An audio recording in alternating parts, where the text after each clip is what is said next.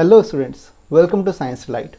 Science light में आज से हम स्टार्ट करने वाले हैं क्या, क्लास 12th का सिलेबस, राइट। तो क्लास 12th के सिलेबस में जो हमारे पास फर्स्ट चैप्टर है सॉलिड स्टेट, क्लास 12th में थोड़ा सा प्रेशर एक्स्ट्रा होता है ड्यू टू बोर्ड्स, अब प्रैक्टिकल्स, ठीक है। बट प्रेशर लेने की ज़रूरत नहीं है, आप कामली आराम से अपना फोकस करो सिर्फ नॉलेज गेन करने पे, ओके। क्योंकि दिस टाइम पीरियड में मार्क्स इतना मैटर नहीं करेगा जितने आपके एक्चुअल में नॉलेज मैटर करेगी, चाहे आप कहीं भी जाओ। तो नॉलेज को गेन करने के लिए हमारा सबसे इम्पॉर्टेंट जो हथियार है या जो वेपन है वो क्या है, हमारा खुद का ब्रेन, कि हम कितना चीज़ों को समझते हैं, ठीक है। तो मैं कोशिश करूँगा सॉलिड स्टेट में आपको हर एक चीज़ को समझाने की, क्योंकि सॉलिड स्टेट में थोड़ा सा जो चैप्टर है ना वो थोड़ा इमेजिनरी है, ठीक है। सॉलिड स्टेट को आप नॉर्मल एग्जाम्पल से नहीं बता सकते, क्योंकि ये मॉलिक्यूल्स या जो आप बोल सकते हो, जो आप सॉल्ट्स पढ़ते हो या जो आप सॉलिड्स पढ़ते हो, उसके मॉलिक्यूल्स के क्रिस्टल स्ट्रक्चर पे बेसिस है इसका। आप ऐसे बोल सकते हो कि सॉलिड के अंदर स्ट्रक्चर एक्चुअल में एग्जिस्ट कैसे करते हैं। तो इसको हम कोशिश करेंगे कि जितना हो सके आपके लिए ईजी बनाया जाए। दूसरी बात, आप अपने घर में अपने कमरे में बैठे हुए हो, तो कमरा भी कैसा है, एक तरह का क्यूब है ना, क्यूब है, क्यूबॉइड है, तो आप उससे भी इमेजिन कर सकते हो, ठीक है। मैं कोशिश करूंगा कि जितना हो सके आपको इमेजिन करवाने की कोशिश करूंगा, और आपको 100% समझ में आए ये चैप्टर, मेरी पूरी कोशिश रहेगी, ठीक है। आप भी अपनी तरफ से कोशिश करना कि जो चीज़ मैं समझाऊं उस चीज़ को अपने लेवल तक इमेजिन करने की कोशिश करना, ठीक है। जस्ट क्लोज योर आइज और इमेजिन करो, या just see about your surrounding, right, see about your surroundings. तो अपने आसपास के चारों ओर देखो, ठीक है, और कोशिश करो कि कितना आपसे इमेजिन हो सकता है, राइट। चलो शुरू करते हैं। हमने सॉलिड्स की बात की हुई है, तो सॉलिड्स में आप देखते हो कि जिसका फिक्स शेप हो, साइज हो, वॉल्यूम हो, वो सॉलिड होता है, राइट। लेकिन अब हम सॉलिड को किस लेवल पे बात करेंगे, मॉलिक्यूलर लेवल पे बात करेंगे। आपको दिख रहा होगा मॉलिक्यूल्स, राइट। फिर देखो यहाँ पर एक दूसरा स्ट्रक्चर है, right. These are the actual structure of solids. कैसे पता लगता है, एक टेक्निक होती है, आगे हम बात करेंगे क्रिस्टलोग्राफी की, उस टेक्निक से हम सॉलिड के स्ट्रक्चर्स को पता लगाते हैं, राइट। तो यहाँ पर देखो ऐसे भी आपको स्ट्रक्चर दिखेंगे। तो कुछ चीज़ें अभी एकदम से मेंटल ब्लॉक नहीं होना है, आप पहले ही हिम्मत नहीं आना, जब चैप्टर शुरू करेंगे तो आपको धीरे धीरे हर चीज़ को समझाया जाएगा, राइट। तो यहाँ पर सबसे पहले हम बात करते हैं कि सॉलिड्स क्या होते हैं। सिंपल, कि ऐसे कंपाउंड्स जिनका क्या होता है, जिनका फिक्स शेप, साइज और वॉल्यूम होता है, वो सॉलिड्स होते हैं, ठीक है। जिनका क्या हो, जिनका fixed shape, size and volume होता है, उनको हम सॉलिड्स की कैटेगरी में डाल देते हैं। करेक्ट है, सिंपल सी चीज़ है, हमने किया भी है, हमने देखे भी हैं, बहुत सारे सॉलिड्स हम देखते भी हैं। अब सॉलिड्स की अपनी क्या क्या कैरेक्टरिस्टिक्स होती हैं, इनका हल्का सा एक, आप ऐसे बोल सकते हो, एक ब्रीफ में दे रहा हूँ, क्योंकि आपको बहुत अच्छे से पता है सॉलिड्स की क्या कैरेक्टरिस्टिक्स होंगी। तो जनरल कैरेक्टरिस्टिक ऑफ सॉलिड्स क्या होंगी, पहली प्रॉपर्टी तो यही है कि fixed shape and size, fixed shape, size and volume, right. Next, second, जो इसमें मॉलिक्यूलर फोर्स होता है, इसमें इंटरमॉलिक्यूलर फोर्स ऑफ अट्रैक्शन होता है, ये क्या होता है, बहुत ज़्यादा हाई होता है, बहुत ज़्यादा क्या होता है, हाई होता है। सेकेंड, इसमें मॉलिक्यूलर स्पेस जो होगा वो क्या होगा, लीस्ट होता है। तीनों फिजिकल कैटेगरीज में अगर मैं देखता हूँ, जैसे सॉलिड, लिक्विड एंड गैस में देखता हूँ, तो लिक्विड का जो होता है वो सबसे पहले सॉलिड का सबसे कम होगा, फिर थोड़ा लिक्विड का, सबसे ज़्यादा किसका होता है, इंटरमॉलिक्यूलर स्पेस गैसेस में होता है। तो वैसे ही इंटरमॉलिक्यूलर स्पेस इसमें भी होता है, लेकिन जीरो नहीं होता। क्यों नहीं होता, उसकी भी हम आगे बात करेंगे, वॉइड्स जब पढ़ेंगे ना तो उनकी बात करेंगे। तो यहाँ पर इंटरमॉलिक्यूलर स्पेस की बात हो गई। अब देखो थर्ड था, फोर्थ देखो, इनकी डेंसिटी जनरली क्या होती है, हाई डेंसिटी होती है, ठीक है। फिफ्थ अगर मैं बोलूँ तो non compressible solids, non compressible होते हैं ये, अगर ज़्यादा ही कंप्रेस करने की कोशिश करोगे तो टूट जाएगा, राइट। तो नॉन कंप्रेसिबल भी होते हैं। तो कुछ कैरेक्टरिस्टिक्स हैं, ठीक है। इनसे अगर आप बोलो कि एग्जाम पॉइंट ऑफ व्यू से कितना इंपॉर्टेंट है, तो जीरो इंपॉर्टेंस है, बस क्योंकि इंट्रोडक्शन चल रहा है तो इसके बारे में बात कर ली कि क्या क्या कैरेक्टरिस्टिक्स होती हैं। ऐसी बहुत सारी कैरेक्टरिस्टिक्स लिख सकते हैं, लेकिन नीड नहीं है अभी फ़िलहाल। ठीक है। तो अगर मैं सॉलिड्स की बात करता हूँ तो fix shape, size, volume, high dense, intermolecular force of attraction बहुत ज़्यादा हाई, इंटरमोलिकुलर स्पेसेस बहुत कम, इनकम्प्रेसिबल इन नेचर, ठीक है। अब देखो, क्या सॉलिड मोशन शो करते हैं? हम बोलते हैं ना, जो मॉलिक्यूल है, जैसे मान लो आपके पास एक मॉलिक्यूल है सॉलिड का, जैसे सॉलिड का एक स्ट्रक्चर है, तो इसमें आपके पास ये है, मान लो सॉलिड के मॉलिक्यूल्स, राइट। क्या ये मॉलिक्यूल्स क्या शो करेंगे मोशन?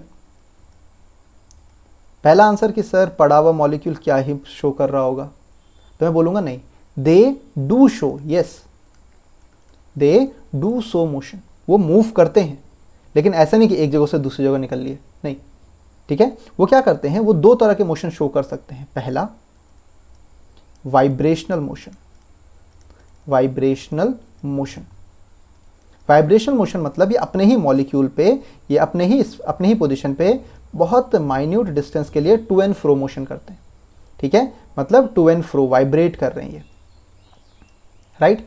लेकिन अगर आप मॉलिक्यूल को हीट करना शुरू कर दो, गर्म करना शुरू कर दो, तो आपने सुना होगा वो क्या करते हैं, एक्सपैंड हो जाता है, ठीक है। आपने किस में पढ़ा होगा, ये बल्क मॉड्यूलस में पढ़ा होगा, या जो फिजिक्स में पढ़ा होगा थोड़ा बहुत, ठीक है, कि वो क्या करता है, एक्सपेंशन होता है, ठीक है, वॉल्यूमेट्रिक एक्सपेंशन बोलते हैं शायद उसको, राइट। तो यहाँ पर क्या होता है, सेम ट्रांसलेशन मोशन होता है। ट्रांसलेशन मोशन का मतलब कि होल मॉलिक्यूल, जैसे मान लो ये H2O का मॉलिक्यूल है, राइट, ये H2O का, ये ऑक्सीजन है, या हाइड्रोजन है, मान लो, ठीक है, ये ऑक्सीजन है, तो ये होल मॉलिक्यूल ऐसे करेगा मूव, होल मॉलिक्यूल मूव करेगा।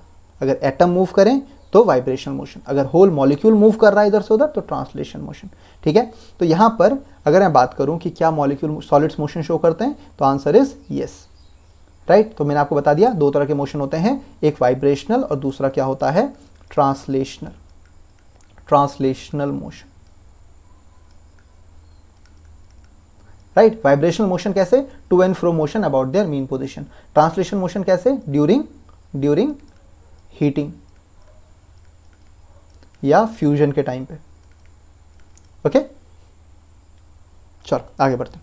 अब क्लासिफिकेशन ऑफ सॉलिड्स की बात करें, सॉलिड को वैसे तो बहुत तरह से क्लासिफाई किया जा सकता है, लेकिन अभी उनके स्ट्रक्चर की बात कर रहे हैं, तो यहाँ पर क्या करेंगे, solids are classified into two broad categories, उनके स्ट्रक्चर के बेसिस पे। तो सबसे पहले कौन सा है, क्रिस्टलाइन सॉलिड्स, बुक में भी है, और अमॉर्फस सॉलिड। हमारे आसपास इतने क्रिस्टलाइन और अमॉर्फस सॉलिड हैं कि आप काउंट करते करते थक जाओगे, बहुत ज़्यादा अमाउंट में, ठीक है। तो क्रिस्टलाइन सॉलिड्स क्या होते हैं, अमॉर्फस सॉलिड्स क्या होते हैं, उनके बारे में हम जानते हैं, ठीक है। जैसे मान लो फॉर एग्जांपल, अगर यहाँ पर मैं बात करूँ कि क्रिस्टलाइन सॉलिड्स की क्या होते हैं क्रिस्टलाइन सॉलिड, क्यों क्रिस्टलाइन बोला जाता है उनको, ठीक है, ध्यान से सुनना। क्रिस्टलाइन सॉलिड्स वो सॉलिड्स होते हैं जिनमें, ठीक है, ये क्रिस्टलाइन सॉलिड है, ये क्रिस्टलाइन सॉलिड है, राइट। अब मैं इसका आपको एक पैटर्न दिखाता हूँ, आपको यहाँ पर दिख रहा होगा, ये पैटर्न है, एक सेकेंड, यहाँ पर आपको पैटर्न दिख रहा होगा, देखो एक पैटर्न बार बार रिपीट हुआ, देखो यहाँ पर एक पैटर्न बार बार रिपीट हो रहा है, ये वाला पैटर्न, नीचे फिर नीचे फिर नीचे, ठीक है, सेम डिस्टेंस पे। यहाँ पर भी आप देख रहे हैं, ये जो पार्ट है, ये वाला एक लेयर, ये वाली हो गई लेयर, ये सबसे ऊपर वाली लेयर हो गई, फिर सेकंड ये जो ग्रीन वाली लेयर हो गई, फिर थर्ड ये फिर बड़ी वाली लेयर हो गई, फिर फोर्थ ये छोटी वाली लेयर हो गई। तो ये लेयर रिपीट हो रही है, आप एक यहाँ पर ऑर्डरली मैनर देख रहे हो। इसको मैं एग्जाम्पल लेता हूँ, आप ऐसे देखो, इसको मैं एक एग्जाम्पल के साथ आपको समझाता हूँ। जैसे मान लो यहाँ पर आपके पास एक कंटेनर है, राइट, आपने एक कंटेनर लिया, ठीक है, इसमें सॉल्ट्स भरे, 1 2 3, ये सॉल्ट्स है मान लो,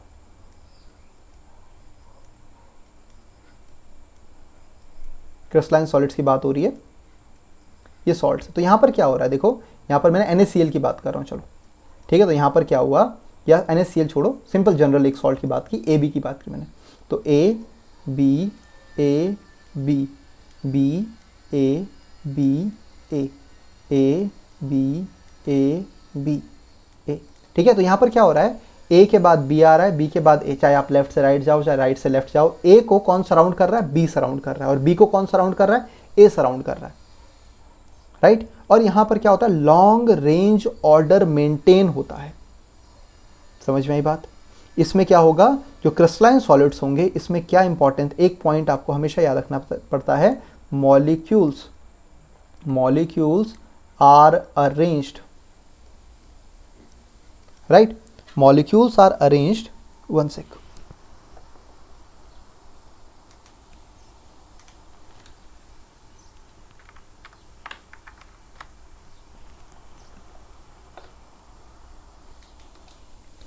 Molecules are arranged in long range order form, right? मतलब ऐसा ही ऑर्डर लॉन्ग रेंज तक चलता रहेगा। क्लियर है जी? ठीक है, आगे बढ़े। Right, okay. अब देखो नेक्स्ट कैरेक्टरिस्टिक्स क्या होंगी क्रिस्टलाइन सॉलिड की। पहली कैरेक्टरिस्टिक देखो, sharp melting point. Sharp melting point का मतलब समझ में आ रहा है? देखो यहाँ पर ये जो पार्ट है आप यहाँ पर देख रहे हो, यहाँ पर ये हॉट वाटर है। ये क्या है? ये हॉट वाटर है। और ऊपर वाला पार्ट एकदम सॉलिड है, ऊपर वाला पार्ट एकदम सॉलिड है, लेकिन इसका जो नीचे वाला पोर्शन है, इसका नीचे वाला पोर्शन क्या है? लिक्विड हो गया है। इसका जो नीचे वाला पोर्शन आप देख रहे हैं जहाँ से वो मेल्टिंग हो रही है, ठीक है, ये ऊपर वाला पोर्शन तो पूरा सॉलिड है, लेकिन ये वाला पोर्शन है उसमें लिक्विड ड्रॉप गिर रही है।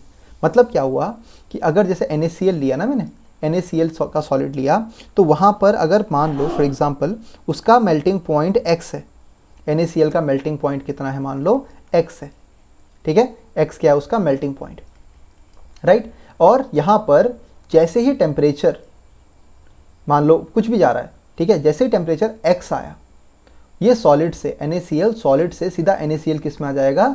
लिक्विड में कन्वर्ट हो जाएगा। मतलब शार्प मेल्टिंग पॉइंट, उसमें बहुत जो सॉलिड से लिक्विड का चेंज होता है बहुत फास्ट होता है, आप ऐसे समझो। ओके, नेक्स्ट क्या है? Regularity in the external form और shape when crystals are formed. तो यहाँ पर जो क्रिस्टल्स होते हैं वो रेगुलर शेप और साइज के होते हैं, ठीक है। आपने देखा होगा नमक के सॉल्ट्स को देखा होगा, तो वो कैसे होते हैं? एक रेगुलर ग्रैन्यूल्स की फॉर्म में ही होते हैं। तो उनका एक क्या होता है? रेगुलर क्रिस्टल स्ट्रक्चर होता है, ठीक है। नेक्स्ट आप यहाँ पर देख सकते हैं, ये भी एक तरह का रेगुलरिटी का ही है, ठीक है। इसमें आप यहाँ पर देख सकते हो कि मॉलिक्यूल को अगर मैं अरेंज करूँ ना, तो यहाँ पर मॉलिक्यूल कुछ ऐसे अरेंज हैं। देखो ये एक मॉलिक्यूल है, फिर ये यहाँ पर, फिर उसके बाद क्या है? ऐसे ये मॉलिक्यूल ऐसे अरेंज्ड है, ऐसे। जैसे मान लो ये वाइट वाले मॉलिक्यूल लिए ना मैंने, तो यहाँ पर ऐसे ही ये मॉलिक्यूल अरेंज है मान लो, राइट। तो यहाँ पर क्या होगा? इनके बीच में एक रेगुलर अरेंजमेंट में, जैसे मान लो कोई येलो मॉलिक्यूल्स हैं, ऐसे अरेंज्ड हैं, तो एक रेगुलर अरेंजमेंट है। ये फर्स्ट में, फिर सेकंड लेयर, ये फिर फर्स्ट लेयर, फिर सेकंड लेयर, फिर फर्स्ट लेयर, फिर सेकंड लेयर, फिर फर्स्ट लेयर। तो ऐसे ही लॉन्ग रेंज ऑर्डर चलता रहेगा, ठीक है। तो एक प्रॉपर ऑर्डर में मेंटेन रहेगा। तीसरा पॉइंट क्या कहता है? इसका कैरेक्टरिस्टिक हीट ऑफ फ्यूजन होता है। कैरेक्टरिस्टिक हीट ऑफ फ्यूजन का मतलब होता है, जैसे आप लिखते हो ना कि NaCl सॉलिड से NaCl किस में कन्वर्ट हो गया? लिक्विड में कन्वर्ट हो गया। तो उसने कुछ हीट एब्जॉर्ब की होगी, आपने कुछ हीट तो दी होगी, तो इसकी एक प्रॉपर हीट होगी कि मान लो कि इसके लिए Z किलो जूल आपने हीट दी, पॉजिटिव में आपने Z किलो जूल पर मोल ऑफ हीट आपने इसको दी। तो जब आप ऐसे लिखते हो ना किसी मॉलिक्यूल के लिए, तो वो कैसा हो जाता है? वो एक क्रिस्टलाइन सॉलिड हो जाता है, एक characteristic fixed heat of fusion point. Next, crystalline solids give a regular cut when cut with sharp edge knife, ठीक है।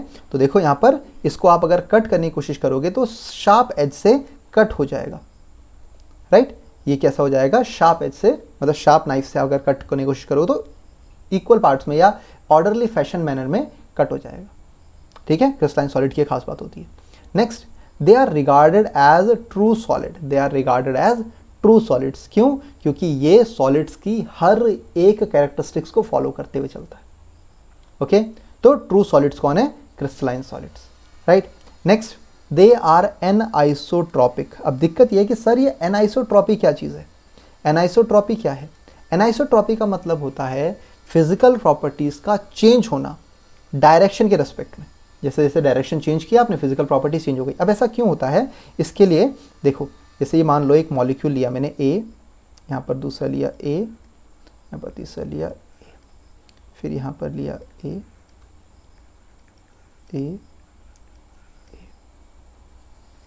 ए ए ए, ठीक है। अब इसमें बी मॉलिक्यूल ऐड करते हैं। मान लो इसमें लिया मैंने, यहाँ बी लिया, यहाँ बी लिया,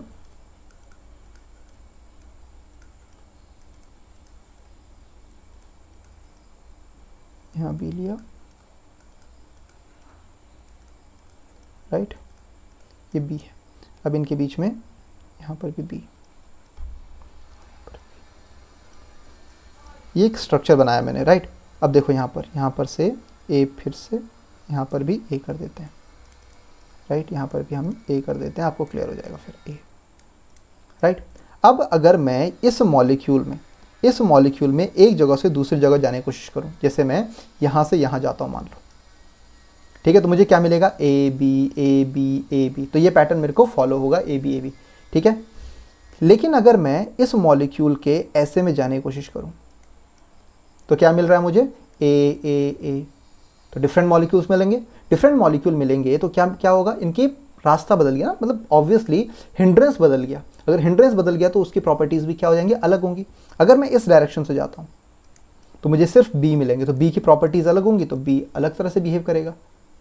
समझ में आई बात। तो डायरेक्शन के साथ प्रॉपर्टीज़ का, फिजिकल प्रॉपर्टीज़ का चेंज हो जाना, ठीक है।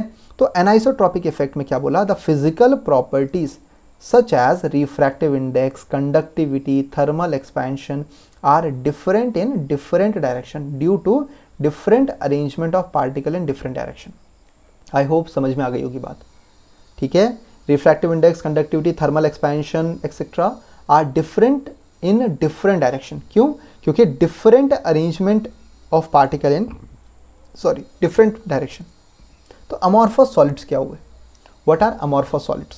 तो अमॉर्फस सॉलिड्स में अगर मैं बात करूँ, देखो यहाँ पर कोई भी रेगुलर ऑर्डर नहीं दिख रहा है आपको, ठीक है। मतलब अगर मैं इसको बात करूँ कि मॉलिक्यूल्स लिया मैंने, पहले लिया ए ए ए ए, फिर यहाँ पर बी ए बी बी, फिर यहाँ पर कर दिया बी बी ए बी, फिर यहाँ पर कर दिया बी ए बी ए, तो बोलोगे सर इसमें पैटर्न तो कुछ भी नहीं है। तो नो रेगुलर अरेंजमेंट, रेगुलरिटी नहीं है ऑफ मॉलिक्यूल्स या आयंस आप बोल दो। मॉलिक्यूल्स और आयंस के बीच में कोई भी रेगुलर अरेंजमेंट नहीं होगा, तो वो क्या हो गया, अमॉर्फस सॉलिड हो गया। रेगुलर अरेंजमेंट मतलब बिल्कुल भी रैंडम। अगर रेगुलर अरेंजमेंट होगा तो लॉन्ग फॉर्म के लिए नहीं होगा। इफ रेगुलरिटी प्रेजेंट, मान लो अगर है भी रेगुलरिटी प्रेजेंट, लेकिन वो भी किसके लिए होगी, वो भी शॉर्ट पीरियड ऑफ टाइम के लिए होगी, शॉर्ट पीरियड के लिए, वो भी शॉर्ट पीरियड के लिए होगी। तो क्या क्रिस्टलाइन सॉलिड को अमॉर्फस या अमॉर्फस को क्रिस्टलाइन में बदला जा सकता है? बोला बिल्कुल बदला जा सकता है।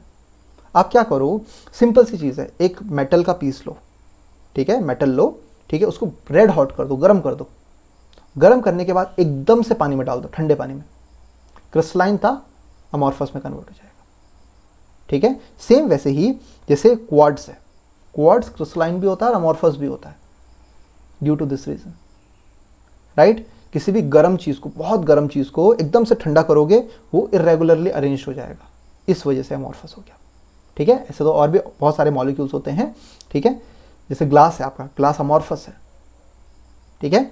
तो कैरेक्टरिस्टिक्स क्या होंगे, तो characteristics number 1, sharp melting point नहीं है। तो आप शार्प मेल्टिंग पॉइंट ना होने की वजह से एक और आप बोल सकते हो, आप क्या हो सकता है इसमें, range of melting point. Plastic देखा होगा, ग्लास देखा होगा आपने, पहले सॉफ्ट होता है, सॉफ्ट होता है, सॉफ्ट होता है, फिर मेल्ट होता है, राइट। तो range of melting point, this is glass, okay, this is glass. आप यहां पर देख सकते हैं ग्लास को मोल्ड कर रहे हैं। तो range of melting point basically क्या हो सकता है, शार्प मेल्टिंग पॉइंट नहीं होता है, ठीक है। Next, no regularity in external form और शेप। तो आप यहां पर देख सकते हैं इस साइड आपको थोड़ा बहुत ग्रीनरी दिख रही होगी, राइट। मैं यहां पर पेन का कलर चेंज करते हैं, रुको। इस वाले एंड में आपको थोड़ा सा रेडिश पार्ट दिख रहा होगा, राइट। इस वाले एंड में आपको बिल्कुल भी नहीं दिख रहा है रेडिश पार्ट, ठीक है। इस वाले एंड में थोड़ा ज़्यादा दिख रहा है, इस वाले एंड में थोड़ा और ज़्यादा दिख रहा है, बाहर कम। ब्लूइश पार्ट भी सेम वही, ब्लू पार्ट यहाँ पर आपको ज़्यादा दिख रहा होगा, यहाँ कम। तो रेगुलरिटी नहीं है, एक प्रॉपर रेगुलर अरेंजमेंट नहीं है। अगर रेगुलरिटी होगी तो शॉर्ट पीरियड ऑफ टाइम के लिए होगी। ठीक है, नेक्स्ट पॉइंट देखें, दे do not have characteristic heat of fusion. Obviously जब मैं बोल रहा हूँ रेंज है, तो फ्यूजन जो हीट ऑफ फ्यूजन होगा वो भी रेंज में आएगा। बोलेंगे कि 15 किलो जूल से 18 किलो जूल तक, 15 जूल से 18 जूल तक, ऐसे रेंज आएगी इसमें, राइट। तो रेंज यहाँ पर फैक्टर आता है, यहाँ पर किसका रोल आ जाता है, रेंज आ जाता है, राइट। नेक्स्ट, आपने इवन प्लास्टिक को भी देखा होगा, प्लास्टिक भी धीरे धीरे पहले क्या होता है, सॉफ्ट होता है, फिर मेल्ट होता है। रबर धीरे धीरे सॉफ्ट होता है, मेल्ट होता है। ठीक है, उसके बाद हम बात करते हैं crystalline solids do not give a regular cut when cut with sharp edge knife. देख सकते हैं आप, ठीक है, एक ब्लंट एंड, एक इरेगुलर शेप उसने ऑब्टेन कर दिया। तो ये क्या है, एक crystalline solid, sorry amorphous solid की, यहां पर मैंने अमॉर्फस लिखना था, सॉरी अमॉर्फस, राइट। इससे पहले भी गड़बड़ हुई क्या, नहीं, ठीक है, राइट। तो amorphous solid do not give regular cut when cut with sharp edge knife, right. Next देखो, they are regarded as super cooled liquid और सूडो सॉलिड्स। देखो पेपर में क्वेश्चन आ सकता है, जैसे बहुत साल पुराने, जैसे विंडोज़ होते हैं ना, तो विंडोज़ में क्या होता है, ये एक विंडो है, मान लो ऐसे विंडो है, राइट।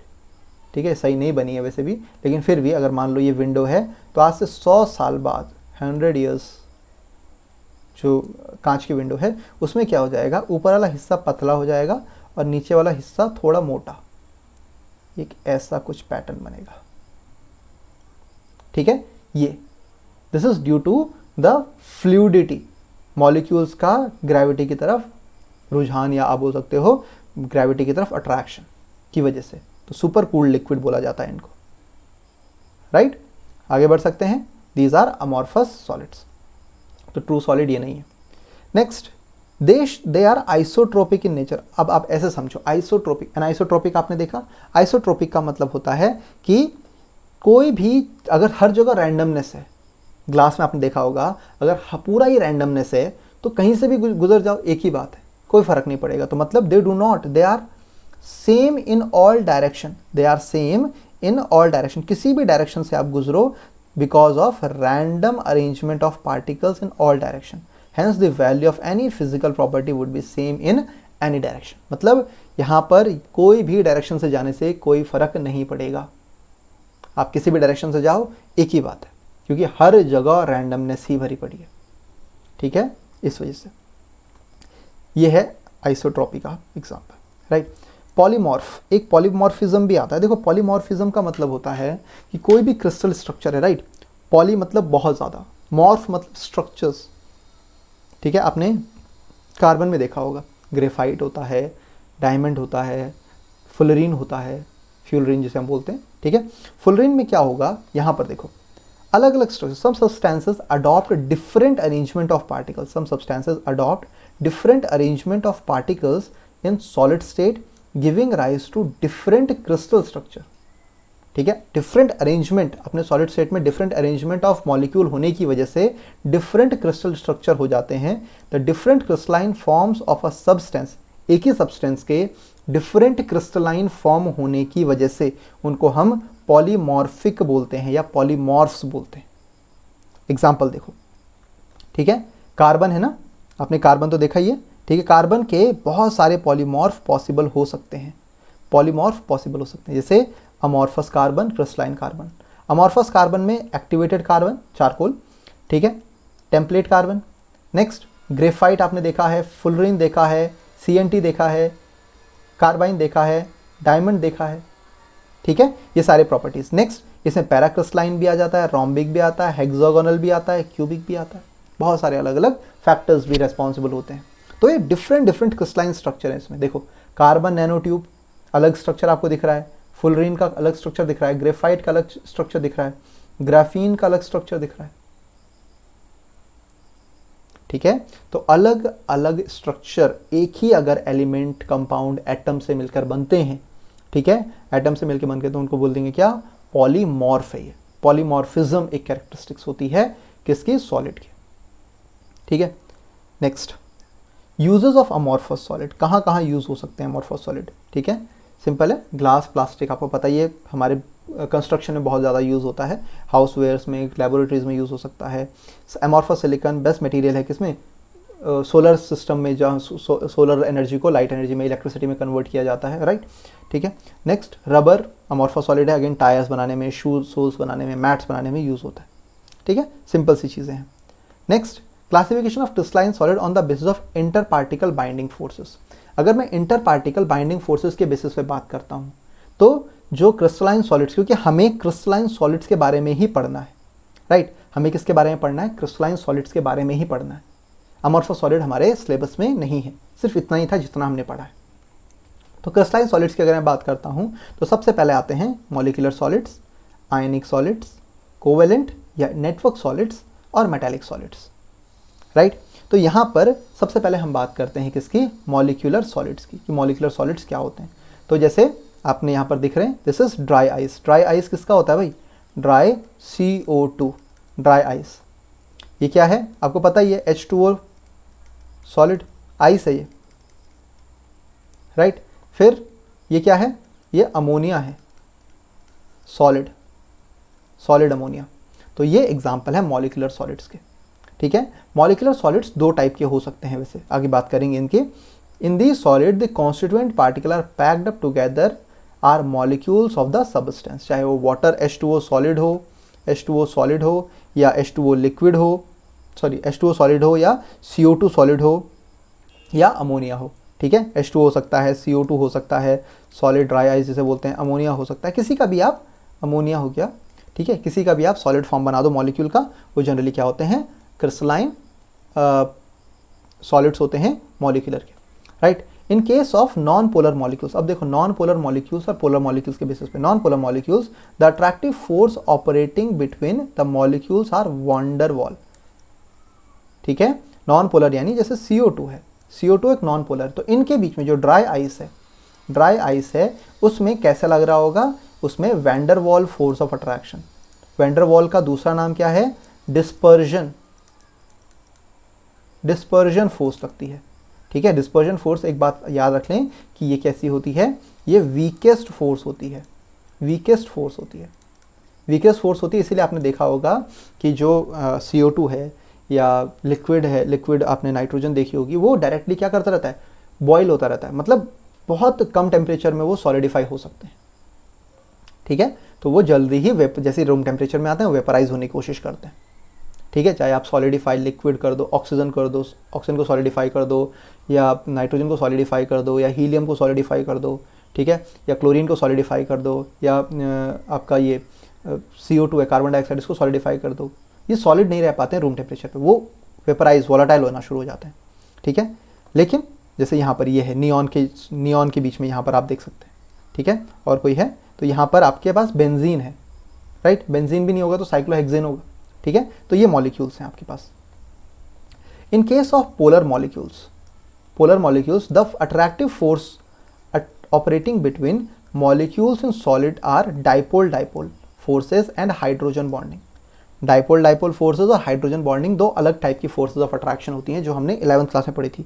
11th क्लास में हमने पढ़ा था कि डाइपोल डाइपोल है तो दोनों ही पोलर हैं, राइट। तो सॉलिड जैसे NaCl है और NaCl का दूसरा मॉलिक्यूल है, तो यहाँ पर क्या होगा ना, ये प्लस ये माइनस, ये प्लस ये माइनस, तो इनके बीच में जो फोर्स ऑफ अट्रैक्शन लग रही है, राइट, तो ये कैसा होगा, डाइपोल डाइपोल, एक मॉलिक्यूल और दूसरे मॉलिक्यूल के बीच में। मतलब ये मत बोल देना कि आप कि NaCl में, यहाँ पर तो आयनिक ही लग रहा है लेकिन डाइपोल डाइपोल, लेकिन ये क्योंकि ये क्या है, ये कोवेलेंट है। आई होप हम किसकी बात कर रहे हैं, मॉलिक्यूलर फॉर्म की बात कर रहे हैं ना, ठीक है। तो मॉलिक्यूल्स के बीच में आ गई।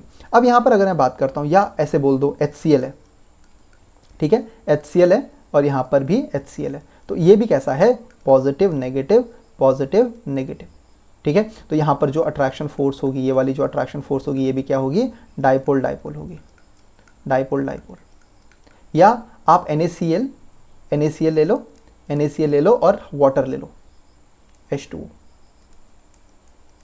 ठीक है, क्योंकि इनमें भी क्या हो जाता है, क्लोराइड पे नेगेटिव चार्ज, हाइड्रोजन पे पॉजिटिव चार्ज, तो यहाँ पर भी डाइपोल डाइपोल हो सकता है, ठीक है। लेकिन अगर मैं यहाँ पर बात करता हूँ इस केस में, हाइड्रोजन बॉन्डिंग के केस में, तो जैसे अमोनिया है, NH3 है, ठीक है, या अल्कोहल है, ठीक है, CH2 C2H5OH है ना, यहाँ पर मैं ऐसे बोल दिया, तो यहाँ पर और हाइड्रोजन के बीच में ये वाला जो बॉन्ड लग रहा है ये हाइड्रोजन बॉन्डिंग है, H बॉन्ड, ठीक है, H बॉन्ड है। अब यहाँ पर देखो ज़रा कि जैसे वाटर के मॉलिक्यूल आपस में जुड़ रहे हैं, तो वाटर के मॉलिक्यूल आपस में कैसे जुड़ेंगे, हाइड्रोजन बॉन्डिंग से।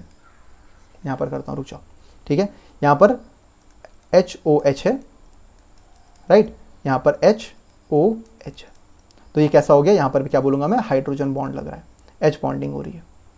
जैसे HF है, हाइड्रोजन फ्लोराइड है, तो इनके बीच में जो बॉन्डिंग है वो कैसी है, हाइड्रोजन बॉन्डिंग है, H बॉन्ड है, ठीक है।